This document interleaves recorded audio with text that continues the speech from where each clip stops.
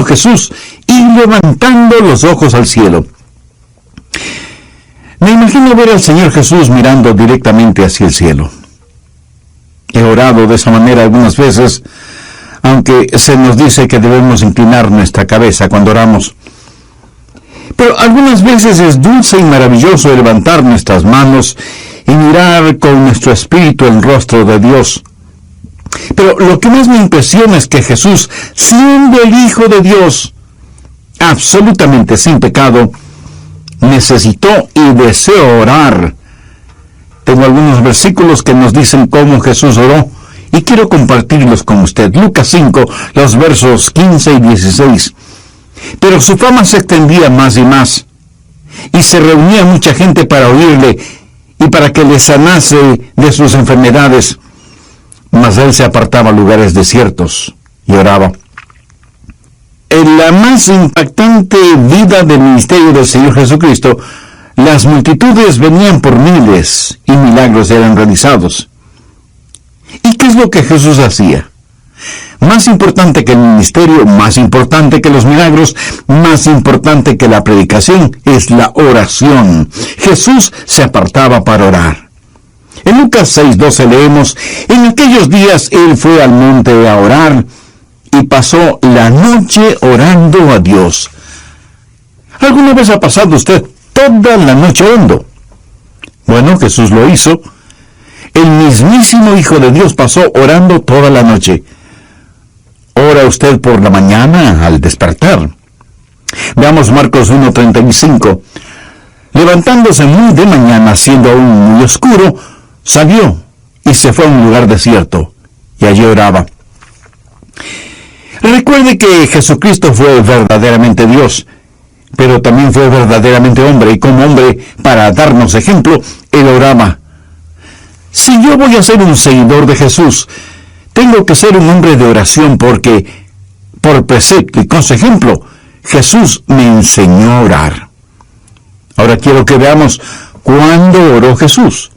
Veamos nuevamente Juan 17:1. Estas cosas habló Jesús, y levantando los ojos al cielo dijo: Padre, la hora ha llegado. O sea que esta oración fue dicha en un determinado periodo de tiempo. Hubo algo que motivó y empujó a Jesús a orar ese preciso momento. Si miramos el contexto, veremos que por lo menos hay 3 razones que lo impulsaron a orar. Una es que él había terminado su enseñanza. Esta oración la dijo casi como corolario de la más impresionante enseñanza en toda la Biblia. En su mensaje en el aposento alto, él había enseñado acerca de la cena del Señor. En Juan 14 les habló del cielo. En Juan 15 les habló de permanecer en él. Les enseñó acerca de la venida y del ministerio del Espíritu Santo. Les enseñó acerca del amor, la oración y todas estas cosas. Y cuando terminó de enseñarles, comenzó a orar por ellos. Seguramente algunos de quienes me escuchan son profesores y profesoras en la escuela dominical en sus iglesias. Permítame decirles algo. Usted no solo debe enseñar a sus alumnos, sino que también debe sellar su enseñanza con oración. La oración y la enseñanza van de la mano. La oración y la predicación van de la mano. En Hechos 6:4 leemos que los apóstoles dijeron: y nosotros persistiremos en la oración y en el ministerio de la palabra. En la medida en que sembraron la semilla de la palabra, debemos orar a Dios para que las personas abran sus corazones y entiendan su palabra. Creo que esa es la razón por la cual Jesús oró por ellos después de haberles enseñado. Pero no solo fue la culminación de sus enseñanzas, el Señor Jesús iba a ser separado de ellos. En Juan 16:32, Jesús les dijo a sus discípulos: He aquí la hora viene, y ha venido ya, en que seréis esparcidos cada uno por su lado, y me dejaréis solo.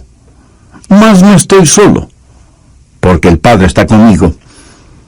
Jesús sabía que ellos iban a ser esparcidos, y que él mismo sería separado de ellos. Así que ora por ellos. Al meditar en esto pensé, ¡qué maravilloso! Lo extraordinario acerca de la oración es que supera dos cosas que a nosotros nos parecen barreras. La una es tiempo y la otra es espacio.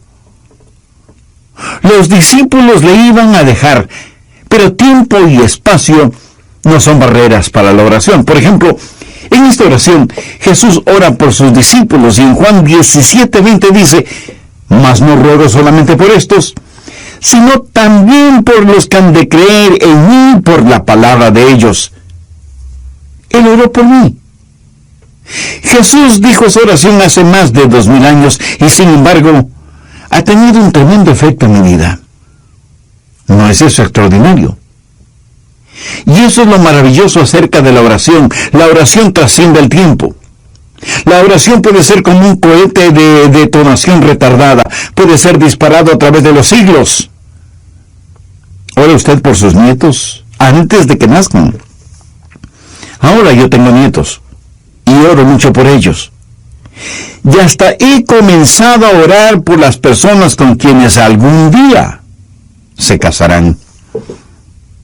¿Sabe usted que en estos días actuales, cuando hay tanto pecado e inmoralidad y consecuentemente muchas enfermedades venéreas, necesitamos orar por quienes llegarán a ser los cónyuges de nuestros hijos y de nuestros nietos?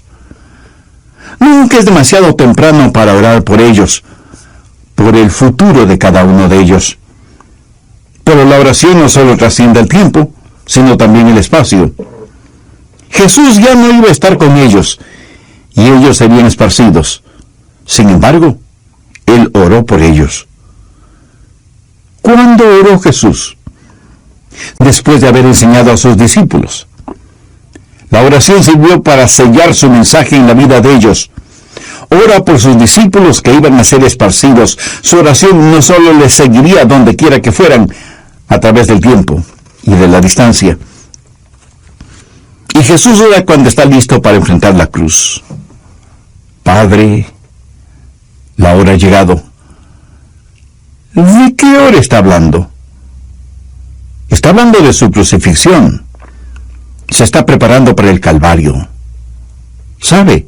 La oración nos prepara para cualquier cosa. El otro día leí algo que me desafió. De hecho, puso una tremenda convicción en mí. Una corta frase que decía, una persona nunca debe tratar de hacer más de aquello por lo cual puede orar. Jesús dice que su hora ha llegado. Él sabe lo que va a enfrentar. ¿Sabe usted por qué nos preocupamos tanto? Déjeme decirle que la preocupación mira a Dios a través de las circunstancias. Pero la oración mira a las circunstancias a través de Dios. Y ahí está el Señor Jesús, una persona de oración, en un período de oración. Pero bien podría alguien preguntar, ¿cuál es el propósito de la oración? Bueno, enfoquemos un poco más este asunto. ¿Cuál fue el propósito de la oración de Jesús? La hora ha llegado. Glorifica a tu Hijo, para que también tu Hijo te glorifique a ti. ¿Cuál es el propósito de esta oración? Pues que Dios sea glorificado. Mire lo que Jesús dijo en Juan 17:4. Yo te he glorificado en la tierra. ¿Cómo Jesús glorificó a su Padre en la tierra? He acabado la obra que me diste que hiciese. ¿Cómo Jesús había acabado lo que el Padre le dio para que haga? Lo hizo por medio de la oración. Quiero decir, la oración le capacitó para que terminara el trabajo que le había dado su Padre. Y por haber terminado ese trabajo, Jesús glorificó al Padre. Y aunque esta oración de Jesús es personal, no es una oración egoísta. Es interesante notar que en los 5 primeros versículos de Juan 17, la palabra gloria o glorificar aparece por lo menos 5 veces. O sea, la oración debe estar cubierta con la gloria de Dios. Y cuando la analizamos, la oración siempre debe ser para la gloria a Dios. Cuando Jesús nos enseñó a orar, nos enseña que debemos decir, Padre nuestro que estás en los cielos. santificado sea tu nombre. Cuando comenzamos a orar teniendo más en mente la gloria de Dios, nuestra vida de oración va a ser más como la vida de oración de Jesús, y Dios el Padre será glorificado. ¿Cuál es el propósito de la oración? Es que podamos hacer lo que Dios quiere que hagamos, y que podamos terminar esa tarea que Dios ha puesto en nuestras manos, a fin de que Él sea glorificado. Yo creo que la cosa más importante que usted o yo podemos decir cuando crucemos la puerta de la muerte es: hice lo que Dios me dio para hacer. ¿Qué puede ser más importante que eso? Nada. Absolutamente nada puede ser más importante que finalizar el trabajo que Dios nos ha dado para hacerlo. Ahora, ¿qué se necesita para poder decir eso? Primero, el conocimiento de lo que Dios quiere que usted haga, y segundo, el poder para hacerlo. ¿Estamos de acuerdo en esto? Bien. Conocimiento de lo que Dios quiere que haga y poder para hacerlo. ¿Cómo puedo yo o usted lograr estas dos cosas? ¿Cómo Jesús tuvo tanto el conocimiento como el poder para hacer lo que su Padre quería que hiciese? Era lo que obtuvo por medio de la oración. Aquí en Juan 17 hay un principio que quiero compartir con usted, y si usted con oración aplica este principio, le garantizo que usted conocerá y tendrá el poder para hacer la voluntad de Dios en su vida. Este principio traerá gloria a Dios. Jesús vivió y practicó este principio. En Juan 17, Jesús está orando por usted y orando por mí. Dice: santifícales en tu verdad, tu palabra es verdad. ¿Piensa usted que Jesús creyó en la infalibilidad de las Escrituras? Por supuesto que sí. Y en su oración Jesús continúa diciendo: como tú me enviaste al mundo, así yo los he enviado al mundo. Y por ellos yo me santifico a mí mismo, para que también ellos sean santificados en la verdad. Mas no ruego solamente por estos, sino también por los que han de creer en mí por la palabra de ellos, para que todos sean uno, como tú, oh Padre, en mí y yo en ti, que también ellos sean uno en nosotros, para que el mundo crea que tú me enviaste. La gloria que me diste, yo les he dado, para que sean uno, así como nosotros somos uno, yo en ellos y tú en mí, para que sean perfectos en unidad, para que el mundo conozca que tú me enviaste y que los has amado a ellos, como también a mí me has amado. Examinemos más detenidamente esto. Recuerde que estoy hablando de ser capaces de decir: he terminado la obra que me diste que hiciera. Y para poder decirlo, usted debe conocer lo que va a hacer y tener el poder para hacerlo. Ahora es obvio y absolutamente claro que Dios tuvo un plan para el Señor Jesús. Jesús en el versículo 19 dice: me santifico a mí mismo. ¿Qué significa la palabra santificar? Santificación significa el ser apartado, separado para un propósito inteligente. Jesucristo se apartó a sí mismo para el propósito del Padre. Lo que Jesús hizo fue sencillamente presentarse delante de su Padre y decirle: Padre, me presento delante de ti, para que tu voluntad sea hecha en mí. ¿Sabe usted que esta actitud de Jesús fue profetizada? En el Salmo 48 es como si Jesús estuviera hablando y dice: el hacer tu voluntad, Dios mío, me ha agradado. Profecía del Antiguo Testamento hecha realidad en Jesús en el Nuevo Testamento. El Antiguo Testamento fue una especie de bosquejo profético de la voluntad de Dios para la vida del Señor Jesucristo. Fue historia escrita por adelantado, y Jesús ahora dice: he terminado de escribir la historia, he terminado el trabajo que me diste que hiciera, porque vine para hacer tu voluntad. Y para eso vino Jesús, para hacer la voluntad de su Padre. ¿Cómo lo hizo? Haciendo siempre las cosas que complacen al Padre. Amigo, ¿se ha santificado usted mismo? O sea, ¿se ha separado usted mismo para Dios? Pedimos a Dios que nos santifique, pero llega un momento cuando debemos santificarnos nosotros mismos. En otras palabras, debemos escoger. Definitiva y deliberadamente debemos decir: Señor, me presento delante de ti para hacer tu voluntad. Y algunos me dirán: bueno, pastor, eso lo pudo decir Jesús, pero eso no es para mí. Escuche, el principio operativo que estuvo en Jesús, Él oró para que también estuviera en usted. Mire lo que Jesús dijo en el verso 17: santifícales en tu verdad, tu palabra es verdad.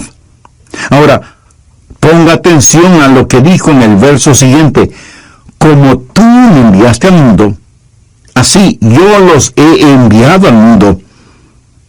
El principio bajo el cual Jesús trabajó es el mismo principio bajo el cual usted va a trabajar. El mismo principio. Verso 19.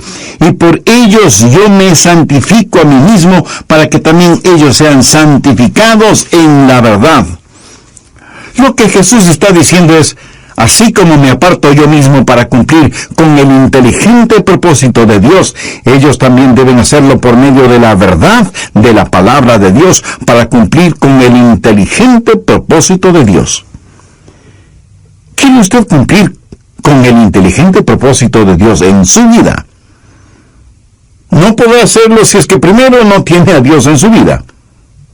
Y la única forma de tenerlo es por medio del Hijo de Dios, el Señor Jesucristo, quien dijo: yo soy el camino y la verdad y la vida, nadie viene al Padre sino por mí. ¿Sabe que usted este mismo momento, ahí en donde me está escuchando, puede llegar al Padre por medio del Hijo?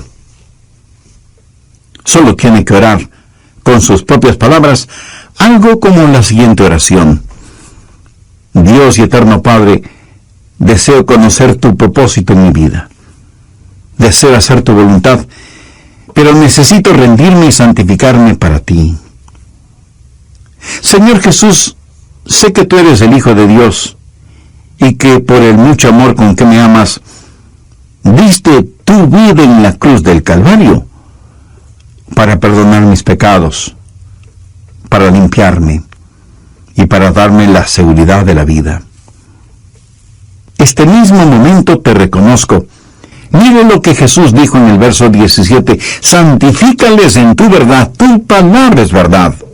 Ahora ponga atención a lo que dijo en el verso siguiente: como tú me enviaste al mundo, así yo los he enviado al mundo.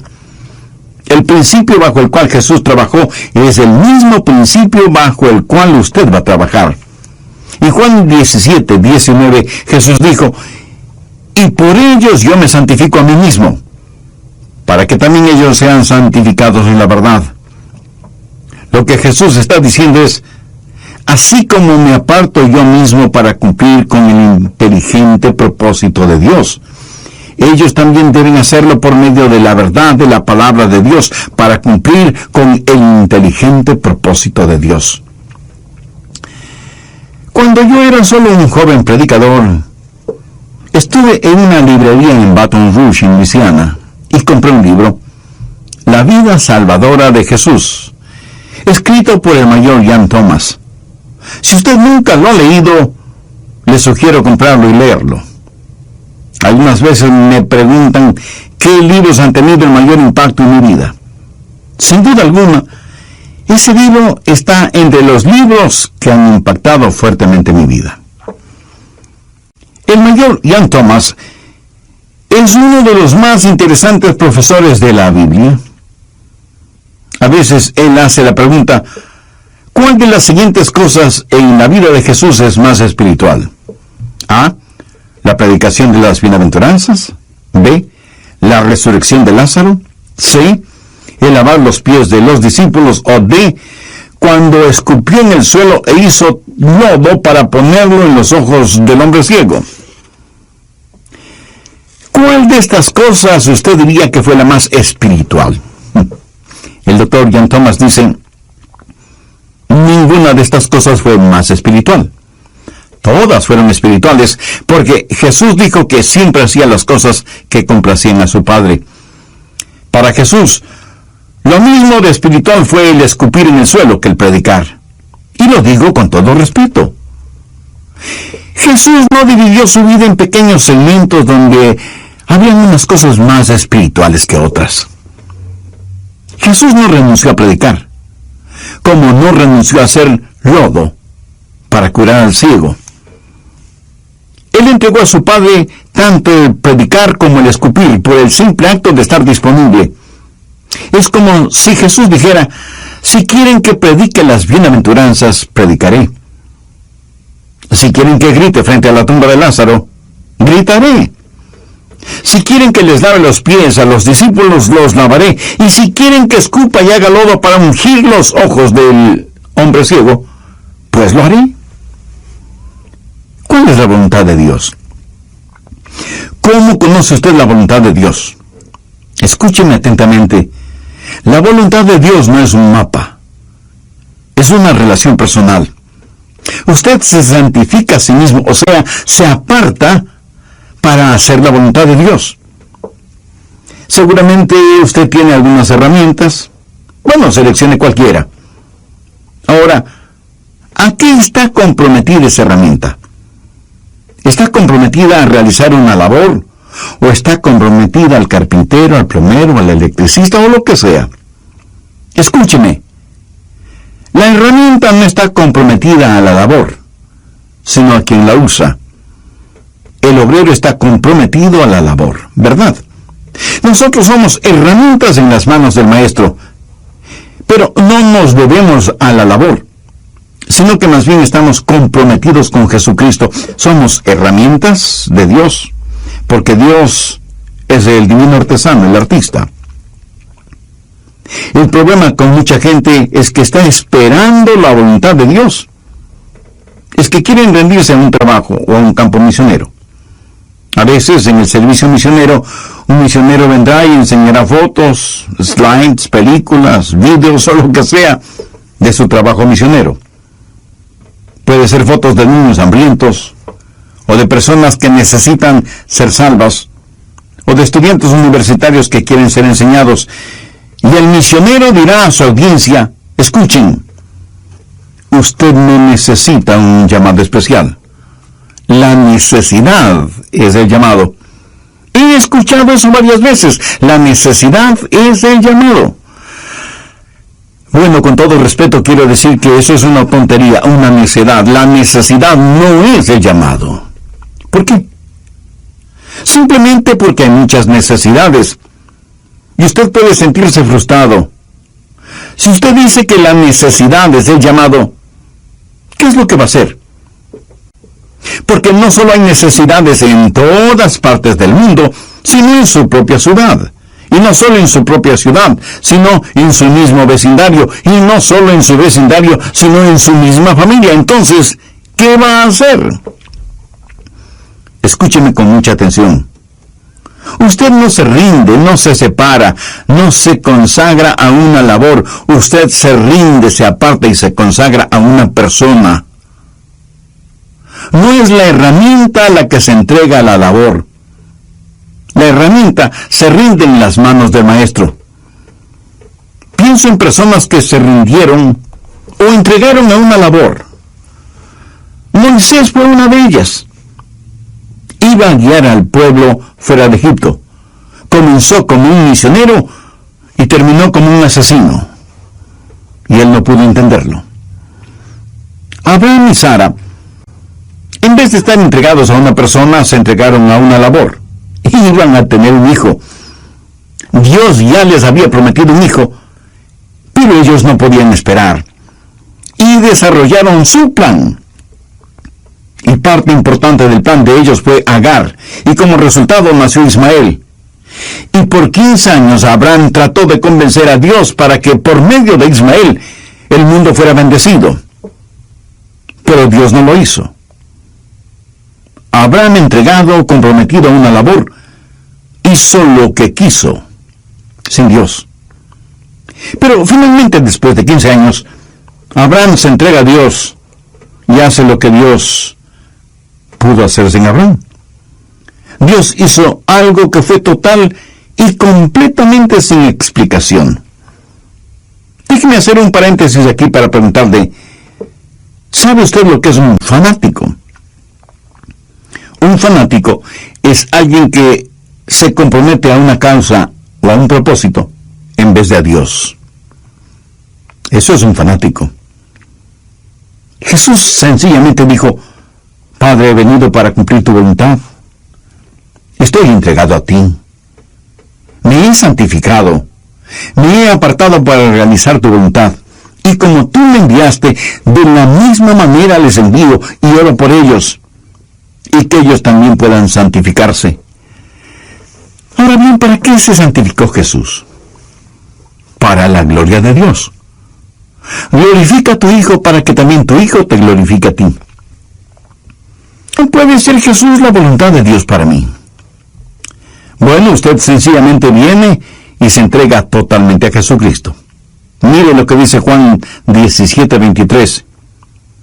Yo en ellos y tú en mí, para que sean perfectos en unidad, para que el mundo conozca que tú me enviaste y que los has amado a ellos como también a mí me has amado. Jesús dice que el mundo necesita creer. ¿Cómo va el mundo a creer? Padre, como tú estás en mí, porque me he consagrado, me he apartado para hacer tu voluntad, yo estaré en ellos como tú en mí. Ellos se han separado también para hacer tu voluntad, y entonces, Padre, el mundo empezará a creer.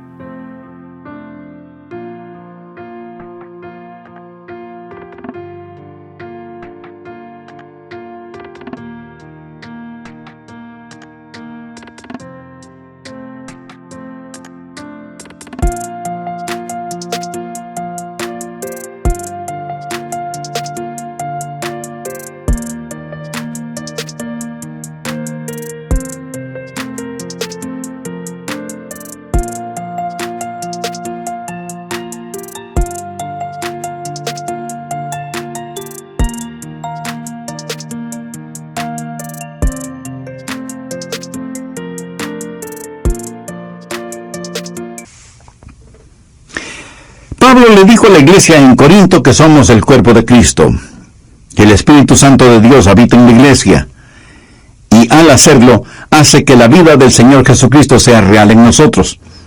Si usted es un creyente, es miembro del cuerpo de Cristo. Yo soy miembro del cuerpo de Cristo. Antes de Belén, no hubo un cuerpo físico. Después de Belén, el cuerpo de Cristo fue uno. Y en Pentecostés, el cuerpo de Cristo estuvo compuesto de 120 personas. 120 pares de ojos, 120 pares de manos, 120 pares de oídos, 120 bocas. Y cuando predicaron, el cuerpo de Cristo fue de 3.120 personas. Cristo es la cabeza del cuerpo, dando direcciones. Y los miembros no están rendidos a la labor. Los miembros están comprometidos con la cabeza. Mis manos son parte de mi cuerpo. Yo no quiero que mis manos estén rendidas a ninguna labor. Créame, tendría temor de que fuera así. Yo quiero que mis manos sean sensibles a las órdenes de la cabeza. Y cuando escribo una carta o cuando hago anotaciones para mis mensajes, yo quiero que mis manos estén rendidas por completo a los impulsos de la cabeza. ¿Cuál es mi voluntad para mis manos? Mi voluntad para mis manos soy yo. ¿Cuál es la voluntad de Dios para usted? Jesús. Por eso dije que la voluntad de Dios para usted o para mí es Jesús. Jesús es la cabeza. Él es la voluntad de Dios para usted. No es un lugar, no es una labor, ni cosa por el estilo, sino Jesucristo mismo. Mi mano no puede hacer para mí lo que a ella le plazca. No es un comité de 5 que se reúne para votar y decidir qué va a hacer por mí. Mi mano está en mi cuerpo para obedecer las órdenes emanadas de la cabeza, y la voluntad para mi mano es mi voluntad, y la voluntad de Jesús para su cuerpo es el mismo. Jesús dijo que había venido para hacer la voluntad del Padre. Y eso, mi estimado amigo, es lo que debe hacer, presentarse usted mismo a Jesús. Usted tiene una sola responsabilidad, y es el presentarse a Jesús para servicio. ¿Se ha presentado usted a Jesucristo como Jesucristo se presentó delante del Padre? Si es que lo ha hecho, esto es lo que va a suceder. Veamos Romanos 12, los versos 1 y 2. Así que, hermanos, os ruego por las misericordias de Dios que presentéis vuestros cuerpos en sacrificio vivo, santo, agradable a Dios, que es vuestro culto racional. No os conforméis a este siglo, sino transformaos por medio de la renovación de vuestro entendimiento, para que comprobéis cuál sea la buena voluntad de Dios, agradable y perfecta. Pudiera ser que usted diga, pero desde el Antiguo Testamento Dios tuvo un plan definido para Jesús. Yo no creo que Dios tenga un plan para mí. Por supuesto que lo tiene. Así como Dios tuvo un plan para Jesús, Dios tiene un plan para usted. Veamos Efesios 2, versos del 8 al 10. Porque por gracia somos salvos por medio de la fe, y esto no de vosotros, pues es don de Dios, no por obras, para que nadie se gloríe, porque somos hechura suya, creados en Cristo Jesús, para buenas obras, las cuales Dios preparó de antes. Entonces, ¿por qué Él no se rindió para ser profeta? Bueno, Él se rindió a Dios, y de esa manera supo que iba a ser profeta. Amigo, lo que estoy tratando de decir es sencillamente que usted debe venir al Señor. La voluntad de Dios para usted es el Señor Jesucristo. Usted tiene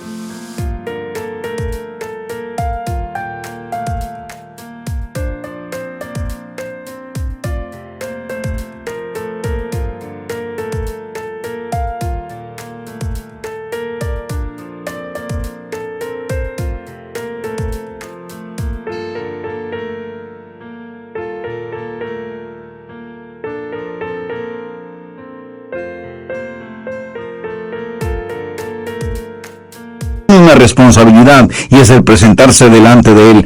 Anote Proverbios 3, versos 5 y 6. Fíate de Jehová de todo tu corazón, y no te apoyes en tu propia prudencia. Reconócelo en todos tus caminos, y Él enderezará tus veredas. Escúcheme, usted no encuentra la voluntad de Dios. La voluntad de Dios lo encuentra usted. El Espíritu Santo es para usted lo que el instinto es para las aves. Es el instinto que guía a las aves en sus vuelos migratorios. Es el Espíritu Santo quien le guía a usted día a día cuando se ha rendido al Señor Jesucristo. Permítame preguntarle, ¿ha entregado todo su ser a todo lo que sabe acerca de y todo lo que hay en el Señor Jesucristo? Esa es la voluntad de Dios para usted. Si usted hace eso, o sea, consagra todo lo que usted es a todo lo que Jesús es, no podrá equivocarse en cuanto a la voluntad de Dios para su vida. Si no lo hace, no podrá conocer la voluntad de Dios. Bien, recapitulemos un poco todo este material de Juan 17. La persona de oración es Jesús mismo. El período de la oración es cuando Jesús está próximo a enfrentar la cruz y a ser separado de sus discípulos. El propósito de la oración es que Dios sea glorificado en su Hijo y que nosotros podamos encontrar las mismas verdades en nuestro corazón y en nuestras propias vidas. ¿Quiere usted conocer y hacer la voluntad de Dios? ¿Por qué no conversa con Él ahora mismo y le dice: Señor, no quiero rendirme ni consagrarme a una labor o a una causa. Quiero rendirme y consagrarme a ti. Quiero santificarme para ti. Quiero ser apartado para cumplir tus inteligentes propósitos. Señor, me presento a ti como un sacrificio vivo, santo, agradable a ti. Ayúdame para que esto sea una realidad en mi vida. Pudiera ser que entre quienes están escuchando este programa haya alguien que está luchando íntimamente porque no quiere rendirse al Señor. Piensa que si se consagra al Señor ya no podrá gozar de la vida. Otros, en cambio, están pensando en conseguir sus títulos académicos en diferentes profesiones. Otros tienen más interés en ver cómo acrecentar sus fondos de retiro que en conocer la voluntad de Dios. Y por supuesto, otros están haciendo planes para casarse y no pueden pensar en nada más. ¿Quién temor de que si dicen: Señor, quiero hacer tu voluntad, a lo mejor no podrán casarse con la persona de sus sueños, o que Dios les empuje a cambiar de profesión, o les mande a donde no quisieran ir?